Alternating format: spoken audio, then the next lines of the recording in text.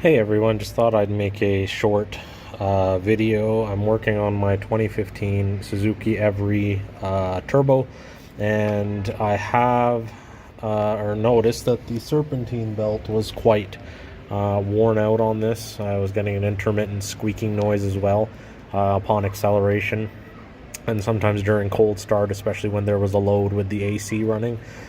So I took it apart and found that the belt was quite cracked up and dry rotted, so I ordered a replacement. And I just wanted to do a quick run through of how this job can be performed. This was my first time doing it, so I didn't film from the beginning because I was doing it on a kind of trial and error basis as well, as I've never worked on this car before. So this is my first time as well. So in order to access the belts, you can obviously, look from underneath the seats inside, but there's not much room to get it. You can kind of visually see them, but not very well. So in order to get to the belts properly, you have to remove the under tray panel. So I'll kind of show you that as well. So once you have it jacked up, you'll be able to get underneath, and there are a couple of clips. So there's one right there, one will be right there. Then you have four 10mm screws as well. So you got one here, and one on the other side there, and then two more kind of recessed in right here, and another one on the other side, which is kind of behind the piping here, right there. And then there's also one more clip, which is going to be right there as well. And then the last clip is going to be on the side right in here as well. So once you get those, you'll be able to remove the under tray panel. So once you do that, then you have access to the engine area here, but there's a cover that's covering the belts, which is this one right here. So in order to remove that, you have to remove the 10mm nut down here, and then you have also around that side of the crank pulley. There's a light on that, and you can see the threaded section there. Then there's another 10mm nut that you have to remove there, and then there's going to be a 10mm bolt that's going to remove right out of there. And then you'll have this wire harness that I've kind of fed up here. So for the wire harness, you've got this plug which goes right here, and then you have this longer section of it which plugs in right here. And this longer section has these clips on it, so you have to kind of get them out with a flathead or something like that. So once you kind of get those out of the cover, then you can move them all out of the way here. And once they're out of the way, then you can take the cover off. Now getting the cover out itself is a little bit of a challenge because there's not much room thanks to all this piping.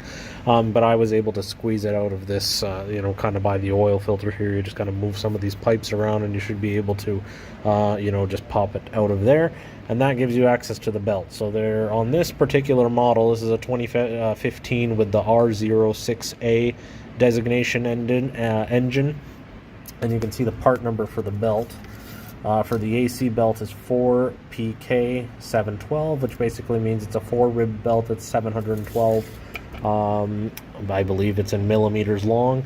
Same thing with the serpentine belt for the alternator, water pump, etc. That's a 5PK970, so that's 5-ribbed, 970 millimeters long. I think factory spec is 80.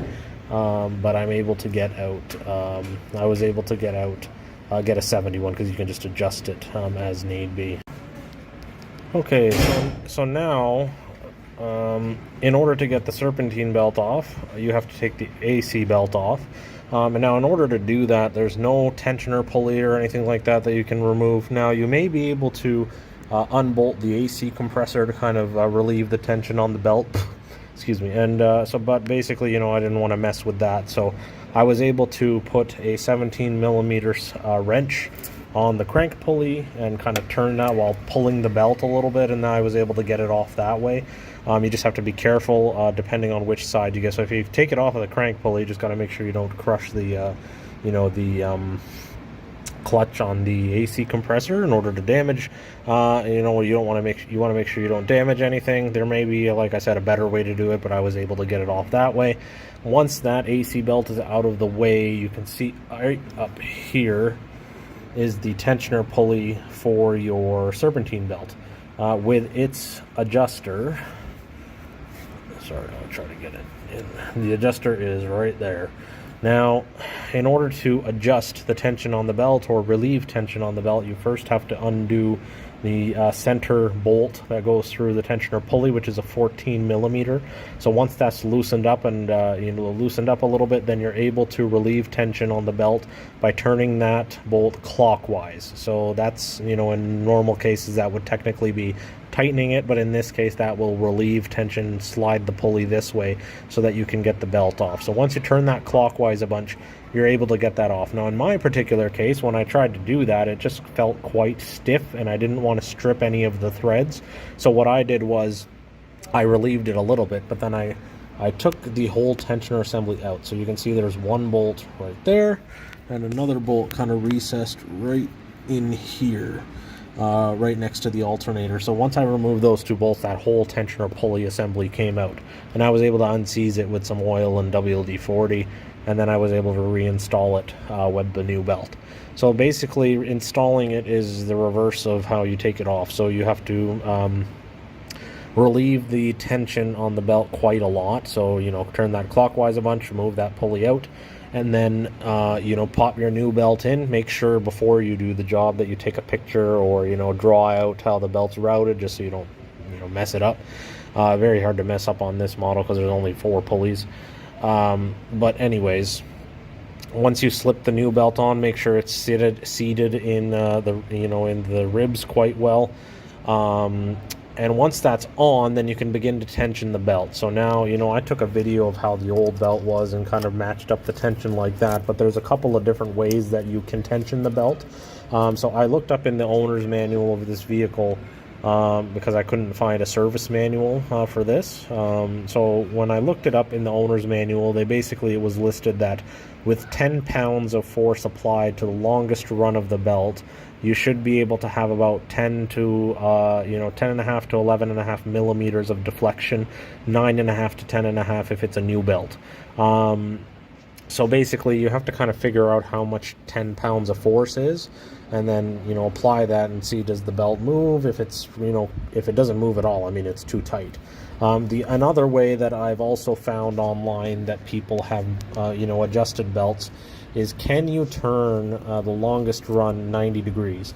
So basically, as you can see, the belt's kind of flat right there. Sorry for my filming, it's kind of hard to film, but basically you have the belt, can you twist it 90 degrees? And if you can twist it exactly 90 degrees and not further, then that belt is tensioned perfectly right. Now you can see, because the AC belt has no tensioner, so you can see this one also is 90 degrees. So if you can go more than 90 degrees, or it's very, very hard, like you're really I'm really cranking on this and I can't get it past 90. So if you can get it past 90 degrees easily, your belt's too loose.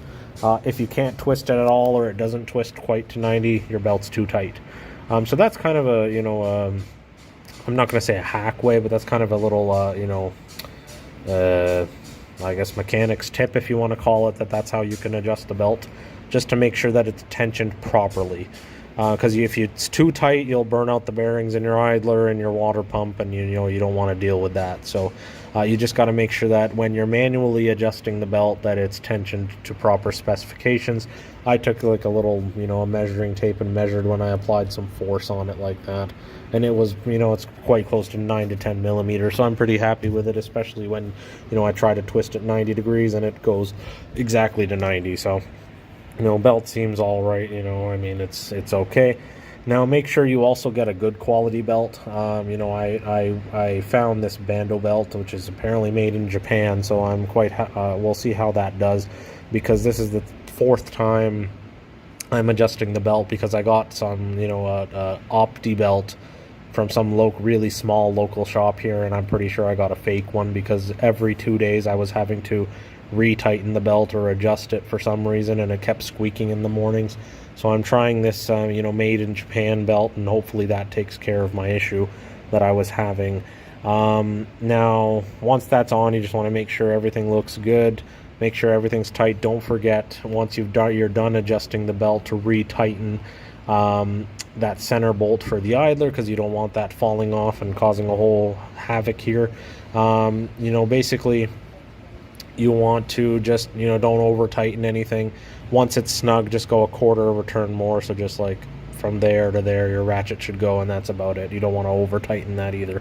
Then you just got to put your AC belt back on. Again, I mounted it on the AC compressor, put a wrench on the on the crank pulley, and was able to turn it and pop the belt on. I mean, again, there's probably a better way to do that, but I didn't want to mess with anything else over here. So I'm pretty happy with that. Now, once your cover's back on, your plugs are plugged in, and everything's good, then you'll be good to go. So if you have any questions or concerns or comments, just comment below, and any suggestions, I will take those as well. Thank you.